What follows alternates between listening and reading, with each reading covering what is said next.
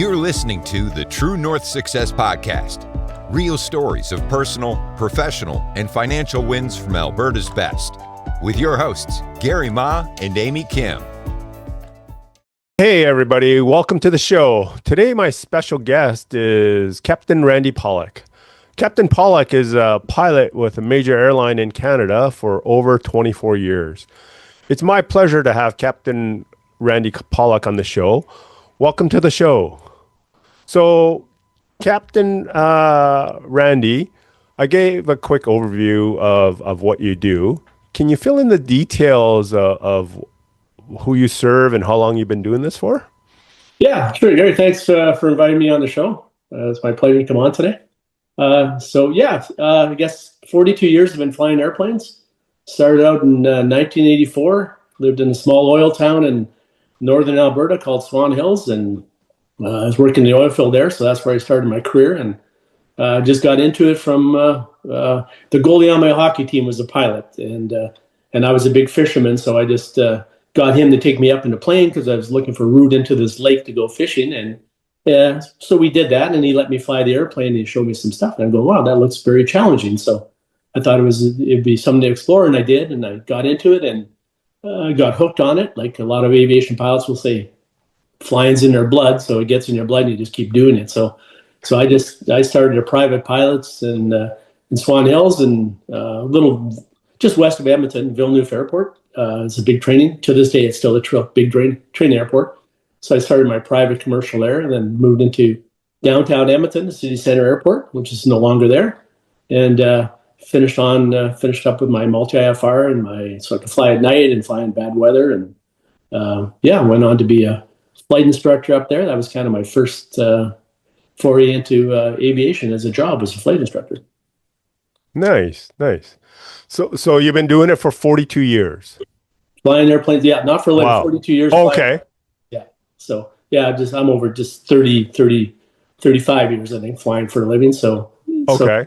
Yeah, it started out as a flight instructor and then a charter pilot, which means you just, when the phone rings at your company and somebody wants to take an airplane somewhere with their people, you do it. So that's charter flying. And then from there, I progressed into corporate flying. So I ended up flying for a corporation out of Edmonton that has their own corporate jet.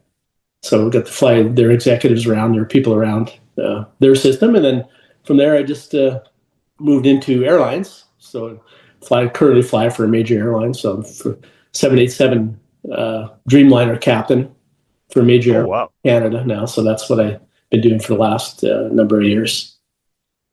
So is it a pretty, quote, glamorous position or Well, it is. In this company, that airplane is an amazing airplane. The technology in 787 Dreamliners is amazing. So it's a privilege I get to fly that airplane because it's such a advance in aviation and airplanes. So right. It's great to fly that. And the routes, the overseas routes in Asia and Europe is a nice place to fly also. So nice. What do you think really kind of sets you apart from the competition, type of thing? Like what comes easy to you that others might find challenging in this type of career? I guess in aviation, a lot of people when they get into it, it's a lot of work. So you really got to focus. And you got to spend a lot of work, and you got to your instructor's not going to teach you everything.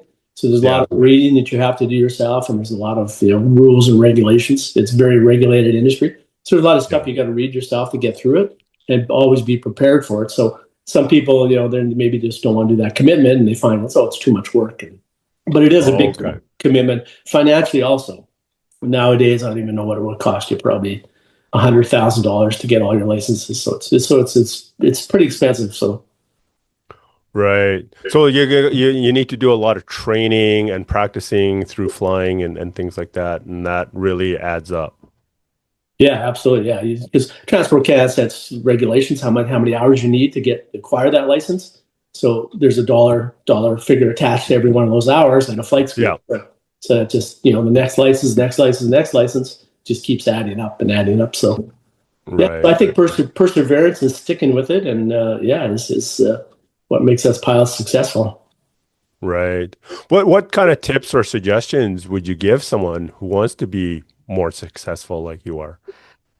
Well, for young pilots who want to start out nowadays, it's been the last 7-8 years. It's a pretty good time in aviation right now. They've been slowed down a little bit here this year, but with some of the stuff going on in the States and the flights. But when airlines hire, everybody hires and everybody moves up. So for these young guys coming in, they can get their hours and they can get a pretty decent job in a very low time. Like me in 1984, I couldn't find a job. Like it was very hard into the 90s, late 80s, early 90s to find a good job. But nowadays, it's pretty easy to walk into a good job. So if these people want to go out and get their licenses, build up some time, they can get on with an airline at very low time. So it's really changed here in the last few years. So. Right. What's one of the biggest challenges that you've had to overcome in your career, and how were you able to turn that into a positive? Oh, I guess, as far as the challenge, I think I probably back in my days when I was a flight instructor, Yeah. I was out with a student, and the challenge was controlling that airplane like you do most days. But we had a failure of the seat mechanism. When I was flying, I was demonstrating a maneuver, which is where you basically stall the airplane and then you put it into a spin. So it's like a corkscrew towards the earth. You're going down, and then you have to recover from that. And that was a mandatory thing we had to teach. But with the seat mechanism failure, I couldn't control the airplane. So we were heading for the ground, and I could not control the airplane. I didn't know what was wrong with the airplane, and my life was flashing before my eyes. And then I just tried one last thing. I kind of lunged ahead and broke the stall of the airplane and came out of that maneuver. So I guess what challenge there going forward is like, you kind of got to keep your wits about you and, keep your mind into the game, so to speak. And it saved me. So saved my life. Wow. In case, so. That must have been quite an experience to go through. I mean, to kind of go through that and then still be able to come out of it and talk about it. Like, yeah, that must have been, I don't know if it's traumatic, but it would have been quite an interesting experience. Yeah, it was traumatic for sure. And I think my heart rate probably came down about 2 hours later from 200 beats per minute. But yeah. So yeah, it was an interesting experience. It's just, it's just, and I've known people in the industry that the same thing has happened to them basically in different forms, but they never made it through. So. Oh, okay. Yeah. Okay. Right. Yeah. So that must have built up more character through that experience for sure, right? Yes, yeah, I definitely did. I appreciate the airplanes you're flying more and the maneuvers that we had to do to train students to go through to be private pilots at that time. So yeah, so you have a lot of respect for the airplane and what it can do and what it can't do. Yeah. Well, I mean, with some of the larger planes, have you ever gotten into a situation, like a serious situation at all? Not really. No, it just that was the one and only many years ago, and turbulence. You see things people talking about climate change is causing more turbulence with the jet stream and stuff. So you'll get bumps, and that's a bit of a concern. That's probably the biggest concern I fly day to day. The planes are very very solid, very well maintained. Mm-hmm. So plane malfunctions are very very rare. But turbulence is a big one, and people do get hurt in turbulence. So that's kind of a big day to day stuff. But for the most part, yeah, we're very prepared as professional pilots. We're prepared in advance for those flights that we do overseas and even domestically. And we look at weather charts and we just plan it the best we can. So, right on. So it sounds like things are going really well for you, and a lot of airline professionals looking towards the future at how they can create income outside of their business or even increase to replace their current active income. What are your thoughts about this? Well, I think, I'm in the twilight of my career, so I'm retiring soon. So yeah, I think, I'm going in retirement like anybody. You need something to do. You need a hobby to do. And, currently what I've done, I'm doing a little background acting on some of the movie sets out here in BC. So there's a lot of motion pictures out in BC and Alberta being filmed. So a little hobby, and I do play a lot of sports and stuff. So I think, and probably I'll probably get back into aviation some form, give back somehow. Right. Once I figure out how to do it in the future, but or what I want to do. So yeah, I think you have to, like anybody, you gotta got to have something to do when you retire. Yeah. As we're wrapping up our interview, what kind of exciting plans do you have in the works in the next 6 to 12 months? Exciting plans? I don't know.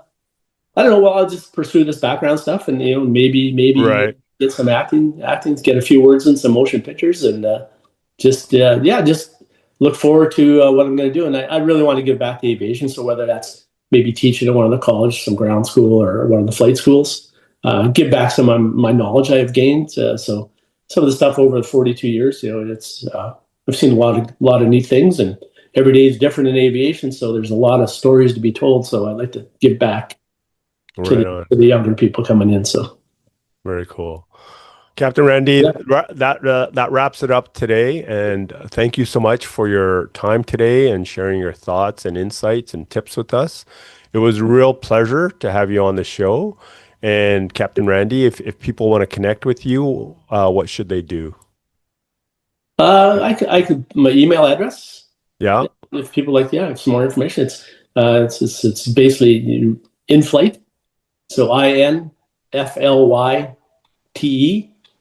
@gmail.com. So inflight@gmail.com. And if somebody has some questions, if I can help them out, certainly will. Thank you so much. Okay. Thanks very much, Gary. Want to share your success story? Apply to be a guest at truenorthsuccessshow.com/guest. We'd love to hear from you.